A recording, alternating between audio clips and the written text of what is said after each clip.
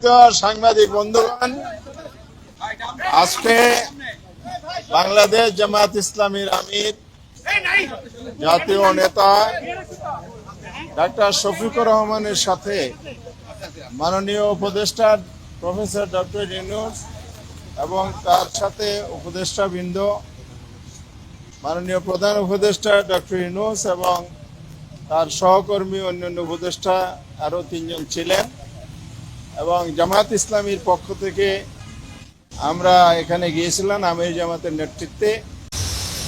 জনাব সাইফুল আলম খান মিলন, জামায়াত ইসলামী কেন্দ্রীয় নির্বাহী পরিষদ সদস্য হামিদুর রহমান আজাদ, আমি জামায়াতের কেন্দ্রীয় সহকারী সেক্রেটারি জেনারেল এবং সহকারী সেক্রেটারি মৌলানা আব্দুল হালিম, আমাদের একটি ফলপ্রসূ আলোচনা এখানে হয়েছে। এই ব্যাপারে গণমাধ্যমের উদ্দেশ্যে, জাতির উদ্দেশ্যে এখন এ ব্যাপারে ব্রিফিং করছেন আমাদের সম্মানিত আমির জামাত ডাক্তার শফিকুর রহমান। আসসালামু আলাইকুম রহমতুল্লাহ। আপনারা সবাই কেমন আছেন? আলহামদুলিল্লাহ। আপনারা ইতিমধ্যেই জেনেছেন যে আমরা আজকে মাননীয় প্রধান উপদেষ্টার সাথে সাক্ষাতের জন্য এখানে এসেছিলাম।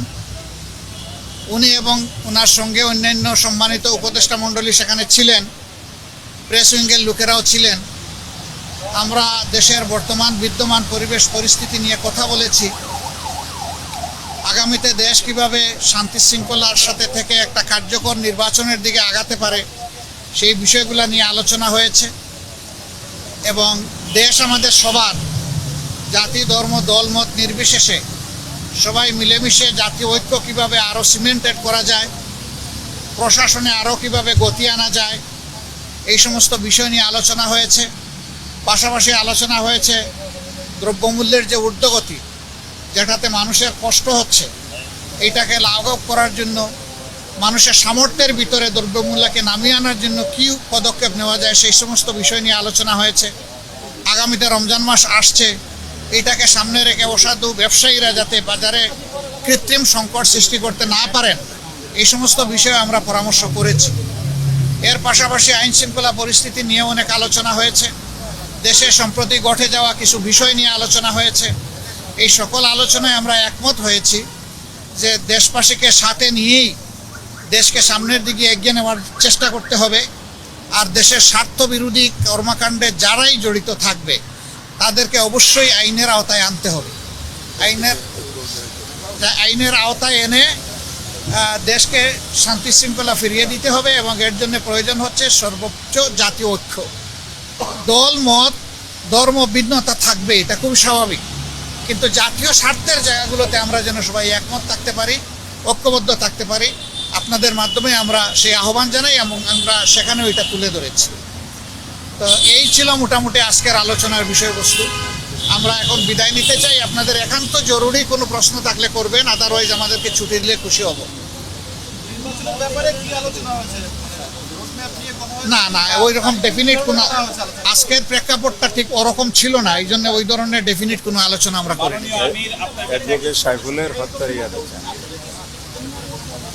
জি, আমরা শুধু ইসকন না, আমরা বলেছি জাতীয় স্বার্থের বিরুদ্ধে যারাই যাবে তাদের ব্যাপারে পদক্ষেপ নিতে হবে।